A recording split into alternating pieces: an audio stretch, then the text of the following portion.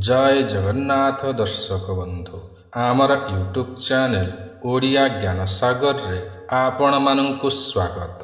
प्रिय दर्शक बंधु आजिर एही भिडियो रे आमे जानिबा जे मकर राशि व्यक्ति मानंकर जीवन और जीवनी किपरि होइथाए। प्रिय दर्शक बंधु मकर राशि अधिपति ग्रह हेउछन्ति शनि देव। एणु यही मकर राशि व्यक्ति माने जेकोसी कार्य करती बहुत चिंता करी बुझी विचारिक ही कार्य करिथान्ति एवं अन्य मानकर परामर्श और उपदेश अनुसार ही कार्य करिथान्ति। समाज पई एमाने किछि न किछि कार्य करिबाकू इच्छा रखिथान्ति। जदिओ एमानंकर आर्थिक स्थिति सेते भल नथिले मध्य एमानंकर विचारधारा बड़ उच्च कोटीर होइथाए। यही कारण पाई एमानंकर जीवन रे विलंबर हेउ बरं सफलता निश्चय मिलिथाए। जदि जीवन रे एमानंकु सफलता मिल जाए तेबे एमाने समाज पई किछि न किछि कार्य करिथान्ति, दान पुण्य करिथान्ति, साहाय्य सहयोग करिथान्ति। एमानंकर जीवन एक संघर्षपूर्ण जीवन अटे। एमाने बहुत दयालु स्वभावर होइथान्ति। एमाने सुस्थ सबल होइथान्ति, क्रोधी मध्य होइथान्ति। किंतु एमाने अधिकांश कलह झगड़ा करिबाकू पसंद करती नाही। कलह झगड़ा ठारू दूरेई रुहंती। जदि केही एमानंकु मिछ निंदा मिछ अपवाद अथवा बिना दोषरे दोषी करनिए तो एमाने प्रतिशोध परायण होई जांती। एमाने निज परिवारर सर्वदा भल ही चाहिथान्ति। समस्तंकर उन्नति पाई एमाने किछि ना किछि करिथान्ति। एमाने निज पाई कम एवं परिवारर सदस्य मानंक पाई अधिक किणाकिणी करिथान्ति। संतान मानंक पाई किणाकिणी करिथान्ति। प्रिय दर्शक बंधु मकर राशि धन भावर कुटुंब भावर एवं वाणिज्य भावर अधिपति ग्रह हेउछन्ति शनि देव। एणु मकर राशि व्यक्ति भल धन रोजगार करिथान्ति किंतु संचय भल नथाए। जदि भल संचय करिनियंती तो एमाने एक बड़ धनी होई पारंती। किंतु एमानंकर आयव्यय पाखापाखि समान रही थाए। 35 वर्ष परे एमाने धीरे धीरे धन संचय करिथान्ति। परिवार रे प्रथमरु एमानंकु केही भी सम्मान करंती नाही। किंतु जेबे कोनोसी कार्य पाई अथवा चाकरी व्यवसाय पाई जदि बाहर रुहंती तेबे परिवारर सदस्य माने एमानंकर सम्मान करिथान्ति बा परिवार एमानंकु मने पकाई थान्ति। एमाने विलंब रात्रि पर्यंत उजागर रहिथान्ति। अधिक रात्रि पर्यंत कार्य करिथान्ति। संध्या समय रे एमानंकर बुद्धि आहुरी बढ़ी जाई थाए। पिला दिनरु खेलकूद रे बहुत उत्साह रही थाए। एमानंकर भाई रहिथान्ति, बड़ भाई रहिथान्ति, भौणी मध्य रहिथान्ति। एमाने भौणी मानंकु साहाय्य और सहयोग करिथान्ति। भौणी माने मध्य एमानंकु साहाय्य और सहयोग करिथान्ति। एमानंकर भाई माने चतुर होइथान्ति, विचक्षण होइथान्ति, शिक्षित होइथान्ति, भल रोजगार करिथान्ति। किंतु एमानंकु साहाय्य और सहयोग करंती नाही। एमाने एथिपाई निराश होइथान्ति। सान भाईंक सहित एमानंकर भल संबंध रही थाए एवं सान भाईंकु एमाने साहाय्य और सहयोग करिथान्ति। एमाने साहसी होइथान्ति एवं साहसिक कार्य करिथान्ति। भय करंती नाही। कलह झगड़ा ठारू एमाने दूरेई रुहंती। कलह झगड़ा को एमाने पसंद करंती नाही। एणु एमानंकु लोकमाने कायर बा भयाळु बोली कहिथान्ति। एमाने शांति प्रिय होइथान्ति। एमाने खेल कूद करिबा सहित बुलाबुली करिबाकू मध्य बहुत पसंद करिथान्ति। एमानंकर बहुत मित्र होइथान्ति। मित्र मानंक सहित अधिक समय एमाने बिताई थान्ति।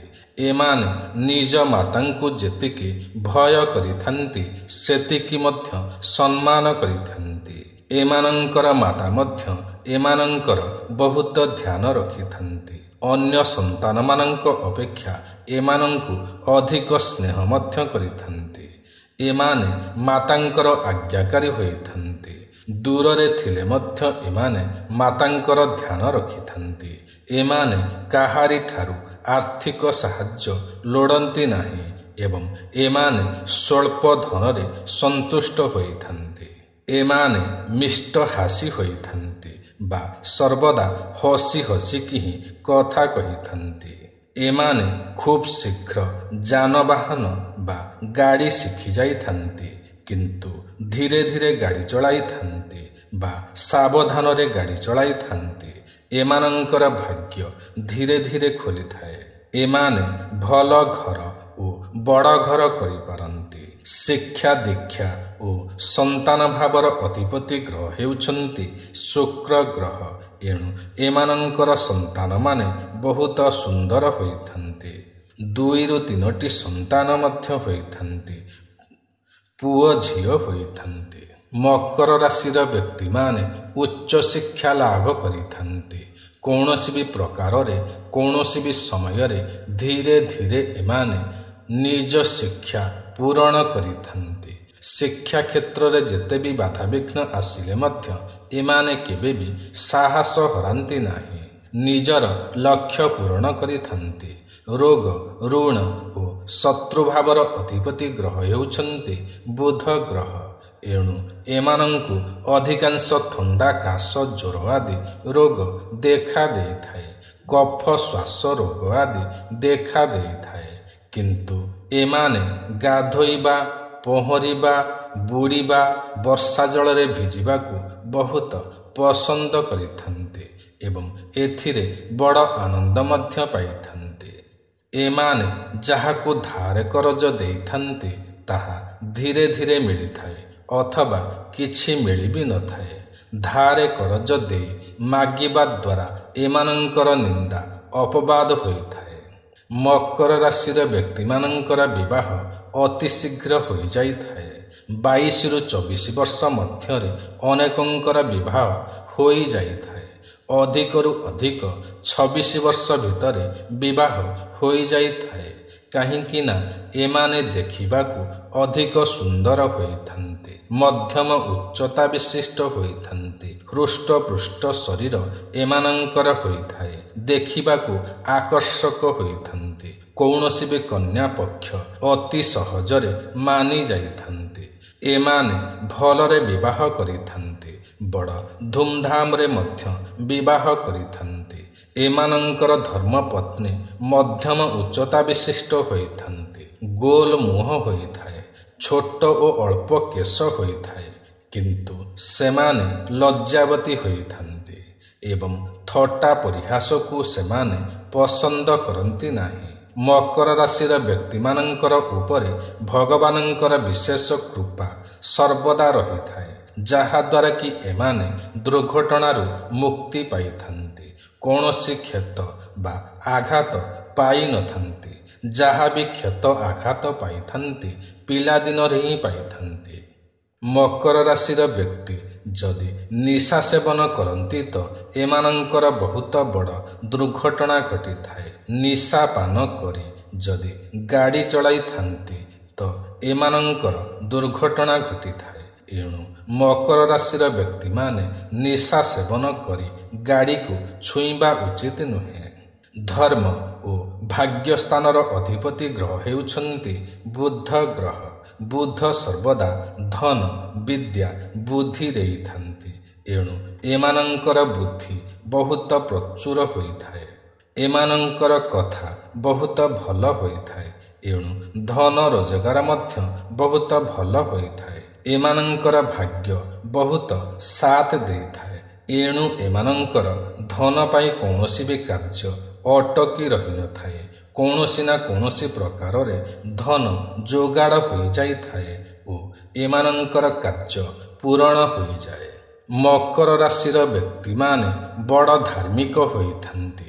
ଭଗବାନଙ୍କର ବିଶେଷ ପୂଜା ପାଠ କରିଥାନ୍ତି। ସମସ୍ତ ଦେବାଦେବୀଙ୍କ ଉପରେ ଏମାନଙ୍କର ଆସ୍ଥା ରହିଥାଏ। ଏମାନେ ନିଜ ପାଇଁ କିଛି ବି କେବେ ଭଗବାନଙ୍କୁ ମାଗନ୍ତି ନାହିଁ। ସର୍ବଦା ପରିବାରର ସଦସ୍ୟମାନଙ୍କ ପାଇଁ, ସମାଜ ପାଇଁ, ଦେଶ ପାଇଁ କିଛି ନା କିଛି ମାଗିଥାନ୍ତି। ମକର ରାଶିର ବ୍ୟକ୍ତି ଚାକିରି ଅପେକ୍ଷା ବାଣିଜ୍ୟ ବ୍ୟବସାୟରେ ବହୁତ ଉନ୍ନତି କରିପାରନ୍ତି, ବଡ଼ ଧନୀ ହୋଇପାରନ୍ତି। ଏମାନେ ଧାର୍ମିକ ବା ତୀର୍ଥଯାତ୍ରା କରିବାକୁ ବହୁତ ପସନ୍ଦ କରିଥାନ୍ତି। ଏହାଦ୍ୱାରା ଭଗବାନଙ୍କର କୃପା ମଧ୍ୟ ଏମାନଙ୍କୁ ପ୍ରଚୁର ମାତ୍ରାରେ ମିଳିଥାଏ।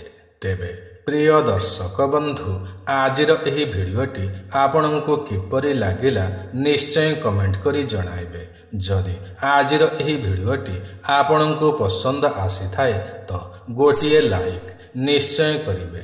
ଯଦି ଆପଣ ଆମର ଏହି ୟୁଟ୍ୟୁବ୍ ଚ୍ୟାନେଲ ଓଡ଼ିଆ ଜ୍ଞାନସାଗରକୁ ଏଯାଏଁ ସବସ୍କ୍ରାଇବ୍ କରିନାହାନ୍ତି ତ ତୁରନ୍ତ ସବସ୍କ୍ରାଇବ୍ କରିନିଅନ୍ତୁ, କାରଣ ଆମର ଏହି ୟୁଟ୍ୟୁବ୍ ଚ୍ୟାନେଲରେ ଏହିପରି ଅନେକ ଭଲ ଭଲ ଭିଡ଼ିଓମାନ ସର୍ବଦା ଅପଲୋଡ଼ କରାଯାଇଥାଏ, ଯାହାକି ଆପଣଙ୍କର ଜ୍ଞାନର ସୀମାକୁ ବଢ଼ାଇଥାଏ।